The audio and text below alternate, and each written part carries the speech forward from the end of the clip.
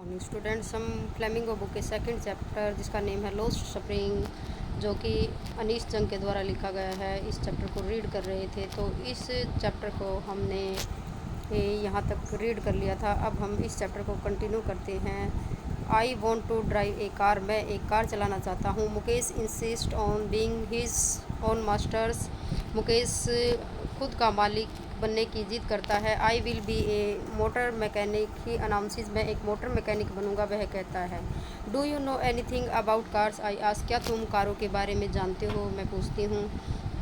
I will learn to drive a car, मैं car चलाना सीखूंगा। He answers looking straight into my eyes, सीधा मेरी आंखों में देखते हुए वह आंसर देता है। His dream looms like a mirage amidst the dust of state that fill his own Firozabad famous for its bangles, उसके ड्रीम्स मृग तृष्णा की तरह गलियों की धूल से ऊपर उठे हुए हैं, जो उसके शहर फिरोजाबाद को पूरी तरह भर देती है।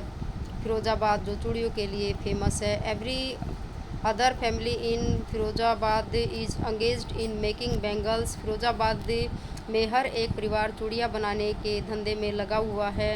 It is the centre of India's glass blowing industry, where families have spent generations working around furnaces welding glass making bangles for all the women in the land. It seems, यह भारत के ग्लास उद्योग का केंद्र है, जहाँ पर परिवारों ने, ऐसा प्रतीत होता है, भट्टियों के चारों ओर काम करते हुए, ग्लास को वेल्ड करते हुए यहाँ की सभी औरतों के लिए चूड़ियाँ बनाने में पीढ़ियाँ गुजार दी।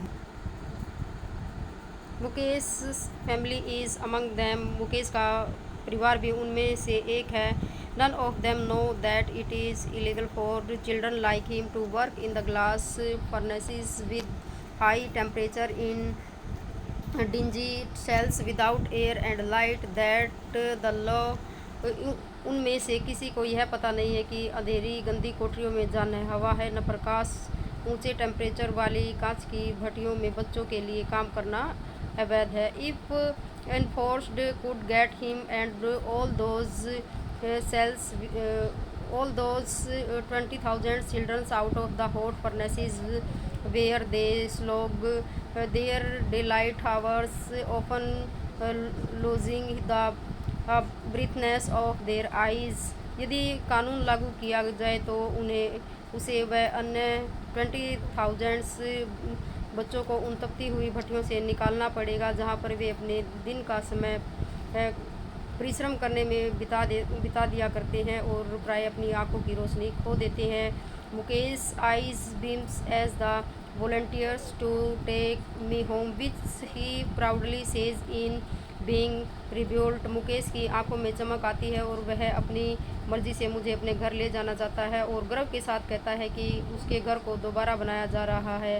We walk down stinking lanes choked with garbage, past homes that remains, halls with crumbling walls, wobbly doors, no windows, crowded with families of humans, animals coexisting in a primeval state। हमें कूड़े की aunty दुर्गंध भरी गलियों में से ऐसे घरों के पास से गुजरते हैं जो केवल गिरती हुई दीवार वाली झोपड़ियां रह गई हैं, जिनके लड़खड़ाते हुए दरवाजे हैं, विंडो नहीं हैं और उनमें आदिकाल की भांति पशु और मनुष्य की भीड़ रहती है। He stops at the door of one such house, bangs a wobbly iron doors with his foot and pushes it open, वह ऐसे ही एक घर के समक्ष रुक जाता है और लड़खड़ाते हुए लोहे के दरवाजे को पांव से ठोकर मारता है और धकेल कर खोलता है। We enter a half built sac,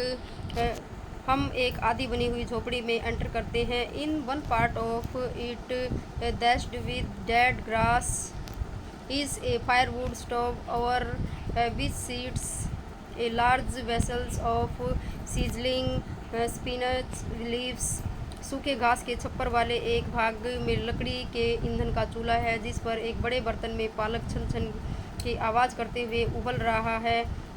on the ground in large aluminium platters are more chopped vegetables, फर्श पर बड़ी बड़ी एल्यूमिनियम की थालियों में कटी हुई वेजिटेबल्स हैं।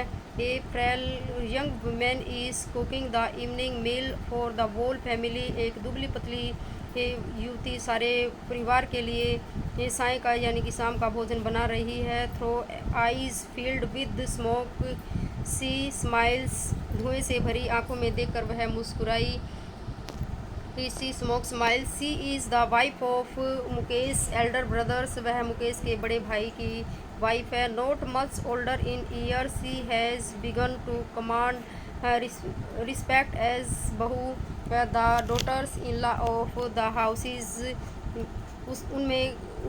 उसमें कोई खास अधिक उम्र में कोई खास अधिक नहीं है, लेकिन घर की बहू होने के नाते उसे रिस्पेक्ट मिलने लग गया है।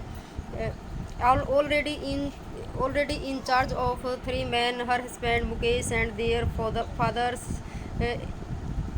उसके लिए वह पहले उस पर 3 आदमियों की देखभाल की जिम्मेदारियां पड़ चुकी हैं, अपने पति की, मुकेश की और उनके पिता की। When the older man enters, she gently withdraws behind the broken walls and brings her well closer to the face। जब बूढ़ा आदमी अंदर आता है तो वह टूटी दीवार के पीछे जाकर अपना घूंघट फेस के ओर समीप ले आती है। As customs demand, daughters in law must veil their faces before male elders. बहू को रिवाज के अनुसार बड़े मर्दों के सामने घूंघट निकालना पड़ता है। In this case the elder is an impoverished bangles maker. यहाँ पर बड़ा आदमी दुबला पतला चूड़ी बनाने वाला है। Despite long years of year labour first as a tailor then a bangle maker, he has failed to renovate a house and his 2 sons to schools. पहली दर्जी यानी टेलर, फिर चूड़ी बनाने वाले के रूप में वर्षों के परिश्रम के पश्चात वह न तो अपने घर की मरम्मत करा सका और न ही अपने दोनों बेटों को स्कूल भेज सका। All he has manage to do is teach them what he knows the art of making bangles. वह केवल इतना कर सका कि जो काम चूड़ी बनाने की कला उसे आता था उसने उन्हें सिखा दिया था। तो स्टूडेंट्स, इस चैप्टर को आप यहाँ तक करना और बाकी का जो चैप्टर है हम नेक्स्ट क्लास में करेंगे। थैंक्स।